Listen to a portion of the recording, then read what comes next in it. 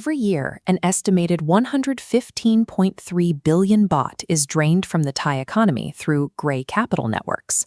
Beyond the financial loss, these systems result in physical failure. When safety standards are bypassed through bribery, the result is the charred remains of oversight, like this bus fire that claimed 22 lives. These networks also target the nation's largest investments, like the 200 billion baht high-speed rail project, where contracts are stalled and amended behind closed doors. This is networked corruption. It functions as an ecosystem where gray capital hubs maintain direct, organized links to politicians, police, and private corporate entities. Because these networks function as a system, they often bypass standard legal checks, operating as a structural reality of the market. For a company operating in Thailand, managing the risk of systemic graft becomes a specific, documented variable in your daily operations.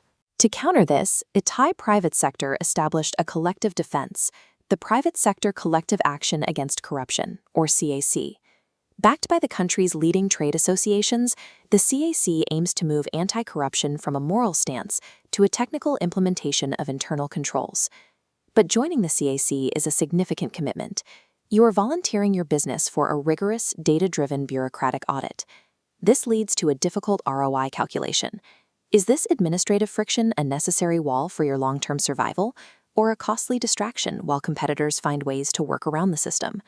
In this environment, choosing the path of ethics is a calculation of immediate operational costs versus the mitigation of future legal and reputational risks. Once you sign the Declaration of Intent, you have a strict 18-month window to demonstrate a complete system overhaul. The audit is data-heavy. Large companies must clear a 71-point checklist, and even SMEs must document 17 specific internal controls to prove their compliance is real. This forces you to rebuild your financial controls and vendor vetting processes from the ground up to eliminate gaps. This consumes time. You are diverting legal and operational resources away from revenue-generating activities to satisfy the auditors. Maintenance is also permanent. Certification only lasts 3 years, and you must begin the recertification process months before it expires. This prevents your compliance from becoming a one-and-done effort, but it establishes a permanent administrative overhead for the life of the company. This process turns corporate ethics into an ongoing subscription cost, a price paid in capital and man-hours to maintain your standing in the clean business community. The most critical phase of the CAC framework occurs if your company is named in a corruption scandal. If news of an incident breaks, the clock is aggressive. You must provide an initial clarification within 10 working days and a full report within 30. This rapid reporting quarantines suspected issues, shielding the rest of the CAC network from being associated with a potential bad actor. If you fail to meet these deadlines or provide clarity, the CAC website will publicly tag your company as pending review or further information requested. For certified members, being caught in the news with a corruption probe can lead to a suspended status. Long before a court reaches a verdict, these public tags can cause immediate damage to your brand and create distrust among your B2B partners. The CAC framework relies on the threat of this public disclosure to ensure every member follows through on their pledge. The rules are even stricter for multinationals. If you have a foreign parent, you must document their parental controls and policies regarding local incidents. This is intended to stop companies from using international shell structures to facilitate bribes on the ground in Thailand. However, it forces local branches into complex, cross-border legal coordination that can slow down business significantly. Failure to clarify an incident leads to the ultimate penalty, the blackout period, or BOP.